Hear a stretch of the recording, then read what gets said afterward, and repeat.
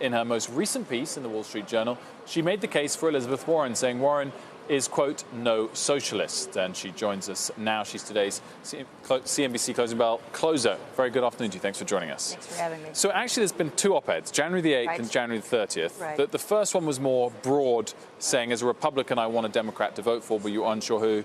Right. Then quite clearly on January the 30th, coming out for Elizabeth Warren. What changed and why Senator Warren? Well, I think that the first piece was really a plea for government experience. I was very concerned about Pete Buttigieg's rise. I don't think he's qualified. I think in 20 years he'll be great. Now he's not ready. And you get this dynamic where people tend to vote negatively, which always, it helps people who don't have much experience. They don't have a record to shoot at. So people like Warren or Biden, who I also mentioned favorably in that piece, are at a disadvantage. The second piece was more of a direct defense of Senator Warren. I've known her for many years. It wasn't an endorsement. I think I know Joe Biden. I think there are a number of fine people in the race, but I do know her quite well. I worked with her, and it concerned me the way she's being portrayed by her critics and some in the media as this left-wing socialist. That is not who she is. She is a capitalist. She is market-oriented. She just wants those markets to work for everyone. So the one pushback here is that that's fine. She's a capitalist, and she wants the markets to work for everyone, but she also wants a lot of regulation, and she wants a lot of taxation, and she wants a lot of those things that are not traditional Republican values. Yeah, so I think on taxes, I think she wants to correct the system. There are different ways to go about it, but the tax system now is rigged for the higher income people. I mean, capital gains are taxed at a much lower rate than labor income. If, with a stepped up basis, you just sit on your capital gains, and then your heirs can inherit it tax-free. Nobody ever pays any tax on those capital gains.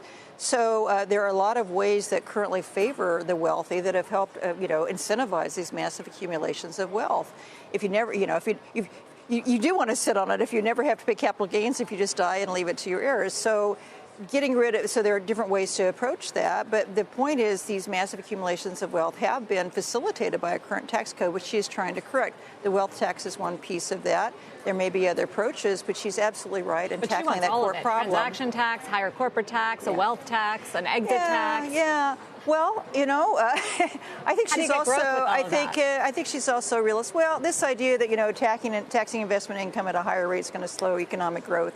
That's just not true. I've been hearing that for years. It's just not true. The world and the country is awash in investment income. But everybody's got money to chase returns. The last thing we need is more tax incentives to incentivize even more investment chasing, fewer and fewer opportunities for returns. So I don't think, granted, the combination of these things need to be thought about carefully, but I think increasing taxes on the very wealth, these massive accumulations of wealth, as long as equalizing investment income and earned income rates, I think is important.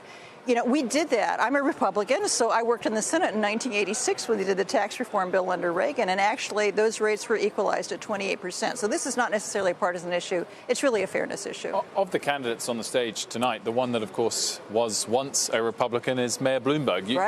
He doesn't appeal to you? Well, I think he was a good mayor. I think there were some things he did quite well. I care a lot about gun control. That's not my portfolio professionally, but as a mother, I care about it. And he's been a big supporter of scholarship funding, another key area for me. But on financial reform, he's not been good.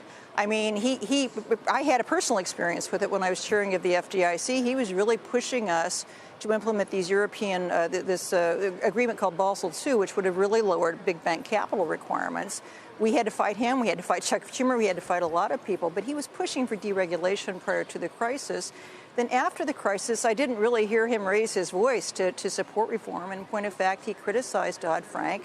Then I wasn't aware of these redlining comments he made in 2008, but I was appalled. I couldn't believe how anybody would even think that way. So I am concerned that he's captured by this kind of narrow, insular Wall Street, ecosystem. He can't see how ridiculous it is to say things like ending discrimination against minority neighborhoods somehow caused the financial crisis.